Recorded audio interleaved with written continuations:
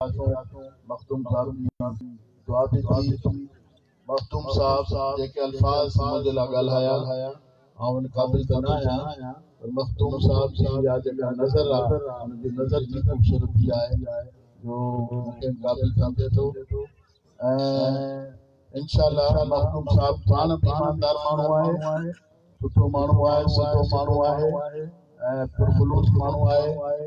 इन करे शायदि उनजी हुस्न नज़र जेको आहे सो असांखे पई आहे। ऐं तव्हांजी जमात जेका आहे उहा बि दीनदार जमात आहे, दीन जी जमात आहे ऐं 800 साल पुरानी तव्हांजी इहा गादी आहे, जमात आहे।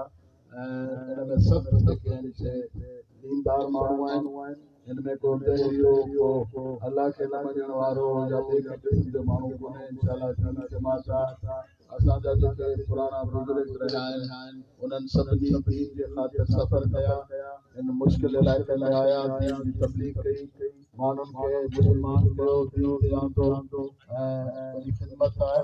जेके बि दीनदार पुराणा जेके गादियूं उन्हनि जी पोइ जमात जी महिरबानी जो शुक्रगुज़ार आहियां। पोएं दफ़े बि जेको वोट मूंखे मिलिया, छो जो उन वक़्तु जनरल इलेक्शन में सभिनी जॻहियूं 3 सीटुनि ते बीठो, हिकिड़ो ॾींहुं सिर्फ़ु आयो सो ऐं पंहिंजो जेको आहे सो उन वक़्तु टाइम कोन हो। मखदूम साहब खे बि हिन पोई इलेक्शन में तो पोई इलेक्शन में मखदूम साहब खे अर्ज़ु कयोसीं त पारकर मां बि ईंदा आहिनि मखदूम साहब। ऐं हिन इलाइक़े मां असां सभु अर्ज़ु कयो। हिते पंहिंजे सिंध में हिकिड़ो मसइलो इहो आहे त अरबी जो लफ़्ज़ आहे कहतुल रिजाल, माण्हुनि जो कहत आहे। हिते हिकु उम्मीदवार सुठा आहिनि कोन, उन करे मजबूर थी मूं हितां बि आउं बीठुसि, जैमसाबाद मां बि बीठुसि।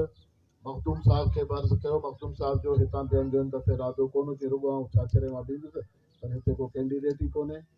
ज़िलो हिकिड़ो वॾो, हुनजी सीट बि वॾी MNA जी। ऐं आउं बि हिन दफ़े जेको आहे मखदूम साहब मूंखे जेको आहे महिरबानी करे इहो चई, ख़ासि तौर ते अली साहब हुते वियल हो ऐं लाल माली साहब हो, अली साहब शायदि कोन हो, लाल माली हो। तो पहिरीं थियो हो त तव्हां सभु अचो हुते गॾिजी पोइ उम्मीदवार जो फ़ैसिलो करियो। त पोइ वरी मखदूम साहब खे तेसिताईं शायदि त रिपोर्ट मिली वई त जेको आहे सो मूं ते ई फ़ैसिलो थियो। पीर साहब पघारे बि फ़ैसिलो कयो ऐं सभिनि फ़ैसिलो कयो त तूं बि, छो जो बाए इलेक्शन में त सिंध में हर को माण्हू ॿियण लाइ तयारु कोन हूंदो आहे। को सवलाई सां पीपल्स पार्टी बाए इलेक्शन खटण कंहिंखे ॾिनी कोन्हे सवाइ लाड़काणे जे। तो इन करे अभी सभु हिमत करे या त हिननि कराया हुजनि तरक़ियाती कमु, तरक़ी सूबे जी मुल्क जी तरक़ी कराई हुजे, पोइ बिस्मिल्लाह भले तव्हां जेको आहे सो वोट ॾियो। जेकॾहिं न बि वोट अमानत आहे, जेकॾहिं असां खां पुछा थींदी न अवां खां बि वोट जी पुछा थींदी। वोट जेको बि ॾियो था उन खां पोइ जेको ज़ुल्म ज़्यादती कंदो, जेको छो हुनखे हुकूमत थिए, हीउ जेको जमहूरी निज़ाम आहे हिन में वोट जे ज़रिए ई माण्हू हुकूमत ते अचे थो। हुकूमत ते अचे थो पोइ ज़ुल्म ज़्यादती थो करे, रिश्वतूं थो वठे, करप्शन थो करे। हाणे ॾिसो न हींअर हिकिड़ो मसइलो थियो आहे औरतुनि जो, इहो आहे ॿाहिरिनि मुल्कनि जे जेके गैर इस्लामी मुल्क आहिनि उन्हनि जी साज़िश आहे त मेरा जिस्म मेरी मर्ज़ी। हाणे उन में बि सभ खां पहिरीं पीपल्स पार्टी उनखे जेको आहे बयानु ॾिनो आहे, उनखे सपोर्ट कयो आहे। पाण मुस्लमान मुल्क आहे, मुस्लमान आहियूं, त इन मुस्लमान मुल्क में इहो त चई नथो सघिजे त मुंहिंजो अलाह ताला चए थो जिस्म मूं पैदा कयो आहे, हुननि पाण कयो आहे छा? त जंहिं जिस्म पैदा कयो उनजो ई हक़ आहे, उनजे हुकुमनि ते ई हलणो आहे, अलाह जे तरीक़नि ते, अलाह जे हुकुमनि ते, हुज़ूर सल्लल्लाहु अलैहि वसल्लम जे तरीक़नि ते। तो इहो जेको बेरा रवी ऐं जेको तरीक़ो आहे हिते हिन मुल्क में हिननि जो जारी कयो आहे, हिन 8 खां वठी हाणे 20 अची वियो आहे, त उन ताईं जेको सिलसिलो जारी आहे, हुन रिश्वत, ज़ुल्म, कब्ज़ा। तव्हां हिते उमरकोट में त तव्हां ॾिसो छा हिते त ऐं चवंदा वियतनाम लॻल हो, माण्हुनि जे वीचारनि जे प्लाटनि ते कब्ज़ा, माण्हुनि जे ज़मीननि ते कब्ज़ा, मथा फाड़े कब्ज़ा। ऐं जंहिं क़िस्म जो जेको निज़ाम हलियो त उहो निज़ाम जेकॾहिं हुन मां जान छॾाइणु चाहियो था त पोइ महिरबानी करे ऐं पंहिंजो पाण खे त पोइ एॾो वॾो कोन थो सम्झां त आऊं ई हिकिड़ो को कैंडिडेट आहियां। त हिन दफ़े त आउं बीह रहियो आहियां, हिकिड़े पासे उहे आहिनि, ॿिए पासे असां आहियूं। जेकॾहिं हिननि 12 सालनि में सिंध जी ख़िदमत कई आहे, मूं जेका 3.5 सालनि में ख़िदमत कई आहे उहो हिन 12.5 सालनि में न कोन करे सघिया। अलाह जी महिरबानी सां मूं ख़िदमत कई आहे। थर ज़िले जी तव्हांजे उमरकोट जी उमरकोट जे सीट ते विहण जो मुंहिंजे ज़हन जे कंहिं कुंड में बि कोन अथव उमरकोट जे सीट ते बीहंदुसि। पोइ दफ़ा जनरल इलेक्शन में बि कैंडिडेट न पियो मिले, मूं फार्म भरियो, उन वक़्तु मिड़ई अटकायोसीं जीअं इमरान खे फ्री न थियनि। हिन दफ़े थार फ्री अची असांजे मथे बीठो। ॿियो पोइ दफ़े आउं पाण बीठो हुउसि, इन करे हींअर हुकूमत आहे हुननि जी बाई इलेक्शन आहे। मूं चयो हिन वक़्तु जेकॾहिं न बीहंदुसि त माण्हू चवंदासीं आहे न हुननि खां डिॼी भॼी वियो आहे। तंहिं करे जेको आहे असां मुक़ाबिलो कंदासीं इनशाला ऐं इनशाला खटंदासीं। असां उन्हनि खे मखदूम साहब जे दुआनि सां नॉमिनेशन फॉर्म में जेको उन्हनि ग़लतियूं कयूं कुदरत करायूं। मूं त कोन हथ मां झले उन्हनि खे फार्म भरायो। कुझु जेके ग़लतियूं कयूं अथनि थियणु तीअं खपंदो जो 2 ॼणा आउट थियणु खपंदा। जहिड़े क़िस्म जूं ग़लतियूं हुजनि, ॿियो को मुल्क हुजे जंहिंमें इंसाफ़ हुजे हा त पोइ त 2 आउट आहे। पर हिते वरी हिकिड़ो थी तहमान दहशतगर्दी कंदा आहिनि शायदि, या RO DRO डिॼी विया छो जो गाॾियूं स्टार्ट करे वेठा हुआ। जॾहिं फ़ैसिलो अनाउंस कयूं त ड्राइवरनि खे चयो गाॾियूं स्टार्ट करे रखिजो। असांजा दरवाज़ा कुंडा ॿाहिरां पियल, अलाए डिॼी विया या कंहिं चमक जो शिकार थिया छा थियो, पर ॿिनि खे बहाल करे हिकिड़े खे हिकिड़ी विकेट जी PTI जो जेको आहे न जेको सियासी निज़ाम, हुनखे क्रिकेट ऐं विकेट जो ज़िक्र घणो थींदो आहे, त हुन में हिकिड़ी विकेट किराए विझी अथऊं। बाक़ी 2 विकेटूं आहिनि इनशाला। 2 विकेटूं इनशाला वरी अॻियां ट्रिब्यूनल ठहियल आहे, हुन में 2 न किरियूं त वरी हिकिड़ी ॿी कराईंदासीं।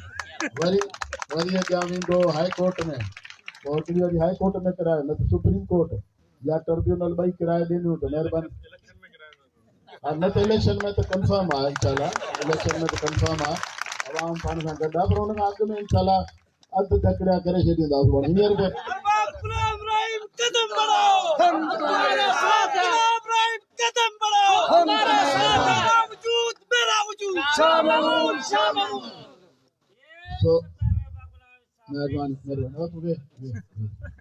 तो इनशाला हिननि वारी इलेक्शन थींदी आहे न हिननि कोर्टनि में।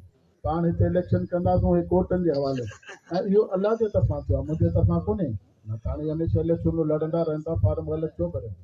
अलाह हिननि खे छा थियो आहे, उहो चवंदा आहिनि फिटंदी त जेको तरो तर फिटंदी आहे त जेकी तरो तर फिटंदी। इनशाला इलेक्शन पाण भरपूर विढ़ंदासीं, हिमत कयो। तकलीफ़ूं ज़रूरु आयूं आहिनि हिन 1.5 साल में, माण्हुनि सां ज़ुल्म ज़्यादती कई आहे, उन ज़ुल्म ज़्यादती जो ई बदिलो वठो। हाणे वॾा मज़लूम ऐं मासूम पिया बणजनि, चवनि था असांजो मोह खून सां भरियल आहे। बाबा मोह त खूनखार जानवर जो खून सां भरियल हूंदो आहे, जेको तरंदो हूंदो आहे, खाईंदो आहे गोश्त वोश्त, हुनजो मोह भरियल हूंदो आहे खून सां, ॿी कंहिं शइ जो त कोन भरियल हूंदो आहे। कॾहिं चवंदा असांजा हथ खून सां भरियल, हथ त कातल जा खून सां भरियल। मक़तूल जो जिस्म भरियल हूंदो आहे, मक़तूल जो मोह या हथ त कोन भरियल हूंदा आहिनि, उहो त कातल जा ऐं खूनखार जानवर जा भरियल हूंदा आहिनि। जो न को साईं अली माता छा अलाह माफ़ करे कंहिं हादसे जो शिकार थियो, न कंहिं हुनखे क़तल कयो आहे, अलाए मोह ऐं हथ छो खून सां भरियल आहिनि हुननि जा। तो बहरहाल अलाह वटि देरि आहे, अंधेर कोन्हे, ऐं अलाह जेको आहे सो वरी मज़लूम माण्हुनि जी तव्हां ॿुधंदो आहे। मूंखे हुन ॾींहुं केरु ॿुधाए पियो पीसा पगारे जी जमात जो कमरा आहे, कहिड़ी ज़ात बंगला आहे, ऐं हुननि जे ॻोठ जे भरिसां वेठा आहिनि। उन्हनि खे जेको आहे सो उन्हनि जी ज़मीन ते कब्ज़ा कराए ऐं उनखे जेको आहे वाटर कढायूं था पाण बि। औरतूं सिज लथे जे टाइम ते जेको आहे हिकिड़ी कल्ह कंहिं चयो पियो पर माई क़ुर शरीफ़ खणी आई। मूं चयो बाबा इहो कमु क़ुर शरीफ़ ई कयो, पंहिंजे वस जो कोन्हे। तो हाणे जेकॾहिं ज़ुल्म आहे त हुनजो पर बदिलो त पोइ ॾियणो पवंदो आहे। अलाह वटि हिसाबु आहे, अलाह खां केरु ॾाढो कोन्हे। हुननि जी पार्टी अलाह खे कोन मञे त पाण छा मञींदा हूंदा, हुननि पार्टी खे ॾिसो न, अलाह रसूल वारे पासे ई कोन्हे। हाणे ही जेकॾहिं अलाह रसूल वारे पासे कोन्हे, पाण बि आहियूं। तो इनशाला अलाह जी मदद गैबी अचे पई, मज़ीद ईंदी। बुज़ुर्ग जेके आहिनि सभु गॾु आहिनि असां सां, ऐं तव्हांजी जमात गॾु आहे इनशाला। अर्ज़ु इहो आहे त तव्हां कोशिशि करे महिरबानी करे हिकिड़ो त जमात खे तव्हां जेको आहे न पंहिंजी खे मुतहद कयो, ऐं उन में वधि में वधि वोट ॾियो। जिन ॻोठनि में असां ईंदासीं बि सही, हीअ त पहिरियों मेड़ाको आहे, मखदूम साहब पाण शायदि मीतो ख़ासि में ईंदा, उते बि तव्हां छॾींदा, उते बि इनशाला तव्हां जो मिलंदासीं। असां इहा ई डिमांड के मखदूम साहब हिन वक़्तु मिनिस्टर आहे, इन करे पाण इलेक्शन कैंपेन में नथो अची सघे, ऐं जेको आहे सो तव्हांखे ई अचिणो पवंदो। मीठो ख़ासि ॿियो ज़ुलो आहे, उन में इहो टेक्निकल पाण छॾे सघूं था, पोइ तव्हां हुते अचिजो इनशाला। तव्हांजी महिरबानी। पहिरीं बि तव्हांजा वोट मिलिया आहिनि पर हिन दफ़े कास्टिंग वधाए ऐं जिथे जिथे तोड़ फोड़ थी आहे उनखे थोरो वरी कवर कयो। पीसा पगारी जी जमात पाण सां गॾु आहे ऐं उन में हिकिड़ी ॻाल्हि आहे उन्हनि जो डिसिप्लिन ज़ोर आहे। अभी बि डिसिप्लिन पैदा करियो। मखदूम साहिब कॾहिं हिते सिंध में पंहिंजी जमात खे वॾो मखदूम सजाद हुसैन साहिबु उन कॾहिं सिंध में सियासी माण्हुनि खे चवंदो ई कोन हो त हिन मखदूम जेका असां शुरूआति कई आहे मखदूम साहिब खे जेका 13 वारी इलेक्शन आहे उनमें त असीं जमात जा दोस्त वठी आया ॼण हिकिड़ो मुल्तान खां हिते बि सिंध में वठी आया आहियो त महिरबानी करे मखदूम साहिब जी इज़त बि रखो ऐं वोट बि ॾियो मखदूम साहिब जे चवण ते पाण खे बि ॾियो जेके संगत उन सां गॾु बीठी आहे उनखे बि ॾियो। रुगो नारंग सां त मुरीदी कोन हलंदी।